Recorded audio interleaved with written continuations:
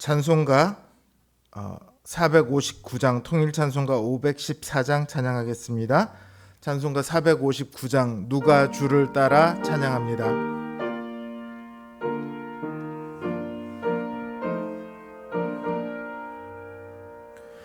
누가 주를 따라 섬기려는가?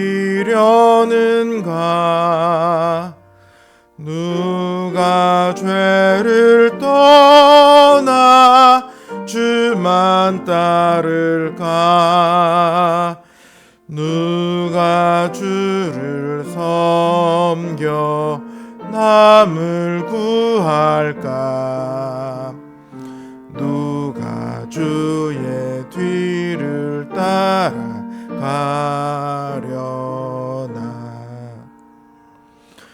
부르심을 받아 주의 은혜로 주를 따라가네. 주만 따르네. 세상 영광 위에 따름 아니요 크신 사랑이네. 주만 따르고 주가 내려주신 은혜 힘입어 주의 뒤를 따라 힘써 일하네. 부르심을 받아 주의 은혜로 주를 따라가네. 주만 따르네. 환난 핍박 많고 원수 강하나 주의 용사 더욱 힘이 강하니 누가 능히 이겨 넘어뜨리랴? 변함없는 진리 승리하리라.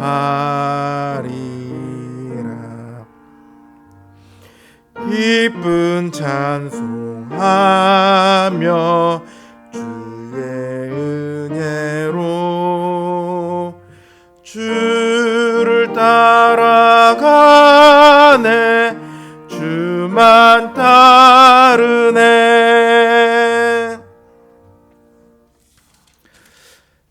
452장 통일찬송가 505장 찬양하겠습니다. 452장 내 모든 소원 기도의 제목 찬양합니다.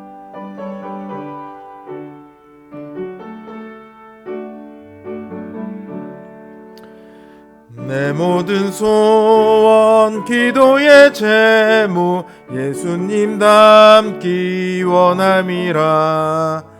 예수님 형상 나 입기 위해 세상에 보았기 전에 예수님 닮기 내가 원하네.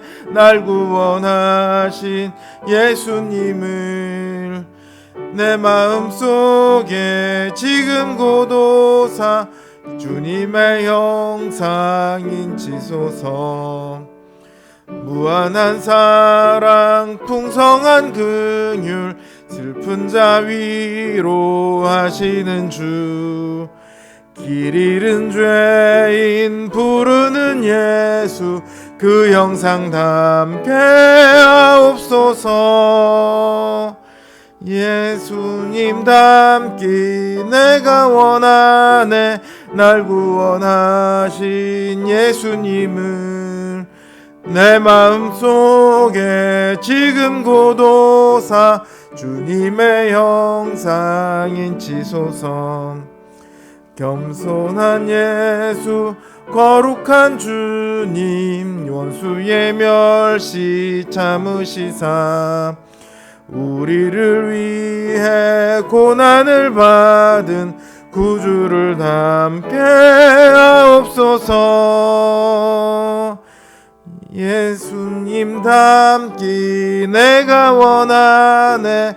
날 구원하신 예수님을 내 마음속에 지금 고도사 주님의 형상인 지소서. 기도하겠습니다. 주님, 우리 안에 주님께서 계심을 믿습니다. 그러나 주님, 우리 안에 우리의 삶에서 주님의 모습이 그렇게 확연히 드러나지는 않는 것 같습니다. 우리가 그리스도와 함께 죽었으며 그리스도와 함께 살았노라고 고백을 하면서 이제는 내가 아니라 그리스도가 사셨다고 고백을 하면서 정작 우리의 삶은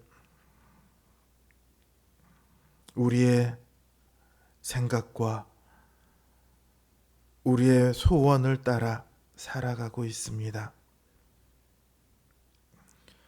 주님, 우리를 긍휼히 여겨주셔서 우리로 주님을 닮아가게 하여 주시옵소서.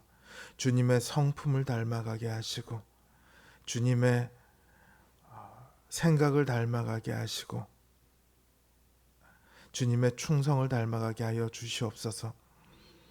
그래서 하나님께서 우리를 부르신 그 사명을 우리로 감당케 하여 주시옵소서.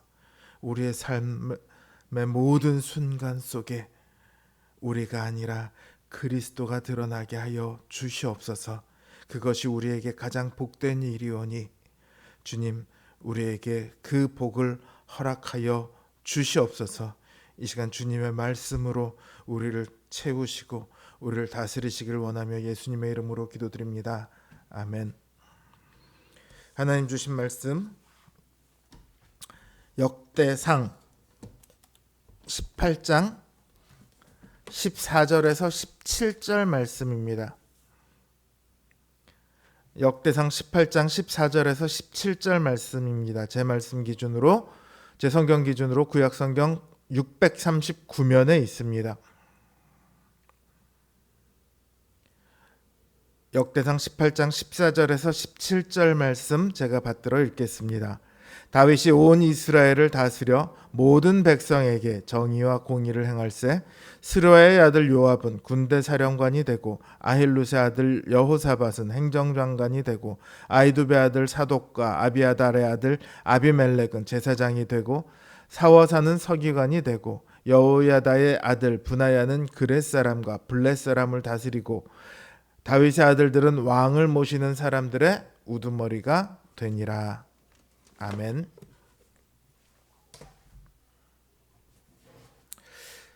하나님께서는 다윗과의 언약대로 행하셔서 사방의 적들을 물리치고 적들에게서 오히려 조공을 받게 하십니다. 다윗 이전까지의 이스라엘은 사무엘의 시대를 잠깐 빼고는 그야말로 동네북이었습니다. 사사기에서 볼 수 있듯이 이스라엘은 툭하면 이방 민족의 지배를 받았습니다.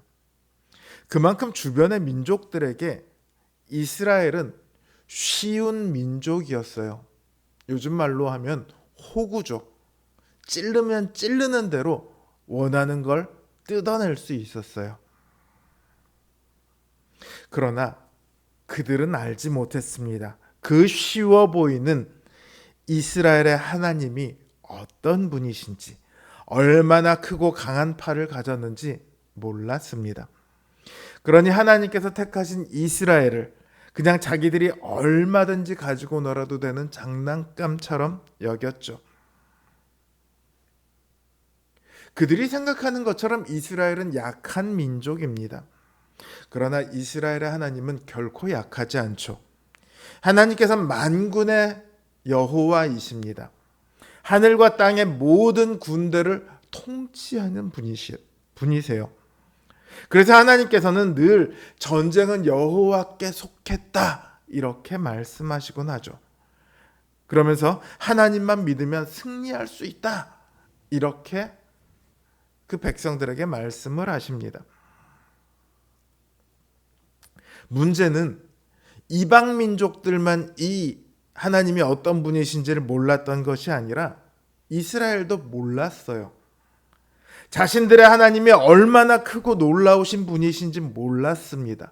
그래서 하나님을 의지해서 싸우는 대신 그냥 세금을 바치고 이방의 압제를 받기를 선택했습니다.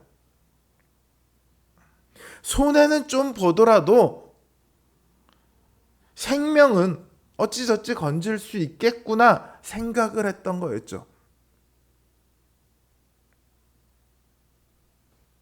그랬던 이스라엘을 이제 하나님께서 이기게 하십니다. 이 이기게 하셨다는 말을 히브리어 원어로 보면요, 구원하셨다 이런 의미를 갖고 있습니다. 하나님께서는 이스라엘을 그저 전쟁에서 이기게 하신 것이 아니라요, 약한 민족이었던 그들을 강한 민족이 되게 하신 것이 아니에요. 하나님은 그들을 구원하셨어요. 이방의 압제에서부터 구원하셨고요. 뿐만 아니라 그들의 불신앙으로부터도 구원하셨습니다. 하나님을 믿어도 우린 이길 수 없을 거야. 하나님을 의지해서 싸우다 죽느니 그냥 힘들더라도 식민지 속국으로 살아가자. 이런 불신앙에 빠진 이스라엘에게 하나님께서는 은혜를 베푸셔서 그들로 이기게 하십니다. 하나님의 능력을 보이시고 그들로 하나님을 믿게 하셨어요. 그들이 잘 믿어서 하나님께서 그들을 구원하신 것이 아니에요. 제대로 믿지도 않던 이들이라고요. 그런 이들을 하나님께서 뭐하러 구원하셨을까요? 그냥 그들을 버리고 새로 시작해도 되지 않을까요? 이스라엘 역사를 보세요. 출애굽 이후로 그들은 늘 반역하는 역사를 반복해 오고 있습니다. 굳이 그들을 또 불러다가 그들을 또 구원하시고 그들을 이기게 하실 이유가 있을까요?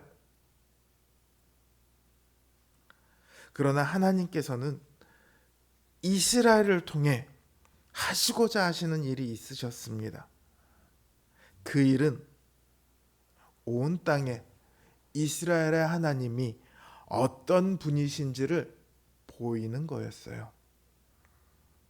그래서 모든 민족이 하나님께 나아오도록 하는 게 하나님의 계획이었어요.